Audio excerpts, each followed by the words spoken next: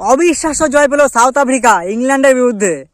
মানে এই ওয়ার্ল্ড কাপে যা ফর্মে আছে না সাউথ আফ্রিকা, মনে হচ্ছে না আর অন্য টিম ওয়ার্ল্ড কাপ জিততে পারবে। সাউথ আফ্রিকায় ওয়ার্ল্ড কাপটা নিয়ে যাবে। মানে যে টিম পড়ছে সাউথ আফ্রিকার সামনে, যে টিমই হোক না কেন, সব টিমকে পুরো ধুয়ে দিচ্ছে, পুরো উড়িয়ে দিচ্ছে। কোনো টিম কোনো পাত্তাই পাচ্ছে না সাউথ আফ্রিকার সামনে। সে বাংলাদেশ হোক, শ্রীলঙ্কা হোক বা ইংল্যান্ড, কেউ কোনো পাত্তা পাচ্ছে না, সবাইকে পুরো ধুয়ে দিচ্ছে। আর কালকে কি করলো ইংল্যান্ড, দুবারে ওয়ার্ল্ড চ্যাম্পিয়ন, তাকেও ধুয়ে দিল। মানে বুঝতে পারছো কেমন ডেঞ্জারাস ফর্মে রয়েছে সাউথ আফ্রিকা। আরে এবার তো মনে হচ্ছে না যে ওয়ার্ল্ড কাপ শুরু হয়েছে, এতদিন তো মনে হচ্ছিল টেস্ট ম্যাচ হচ্ছে, এইবার শুরু হয়েছে আসল ওয়ার্ল্ড কাপ এই সুপার 8 ম্যাচগুলোতে।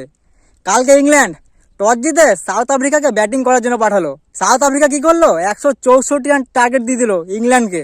এবারে কর চেস। সেকেন্ড ইনিংসে সাউথ আফ্রিকার বলার রাবাডা আর কেশব মহারাজ ইংল্যান্ডের না 4টে উইকেট নিয়ে ইংল্যান্ডকে পুরো হিলিয়ে দিয়েছিল উপর দিয়ে নিচ পর্যন্ত। দেখে তো মনে হচ্ছিল পুরো শেষ, ইংল্যান্ড ওখানেই খেলা শেষ। হ্যাঁ রে ভাই, সবাইকে আর বাংলাদেশের টিম যে 4টে উইকেট পড়লে খেলা শেষ, গুটিয়ে যাবে পুরো। ইংল্যান্ডের টিম দুবার ওয়ার্ল্ড চ্যাম্পিয়ন হয়েছে, কোনো কারণ তো আছে।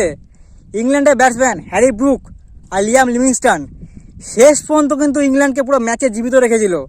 ইংল্যান্ডের ম্যাচ জেতার জন্য লাস্ট ওভারে দরকার ছিল 14 রান, যেটা কিন্তু এই বর্তমানকালে টি20 ফরম্যাটে একটা নর্মাল চেস, মানে কোনো রানই না।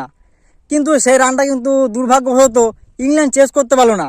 সাউথ আফ্রিকার বলার নকিয়া সেই রানটা কিন্তু ডিফেন্ড করে দিল সাউথ আফ্রিকার জন্য, আর 7 রানে সাউথ আফ্রিকাকে ম্যাচটা পুরো জিতিয়ে দিল। এবার তোমাদের কি মনে হচ্ছে এই ডেঞ্জারাস সাউথ আফ্রিকাকে দেখে?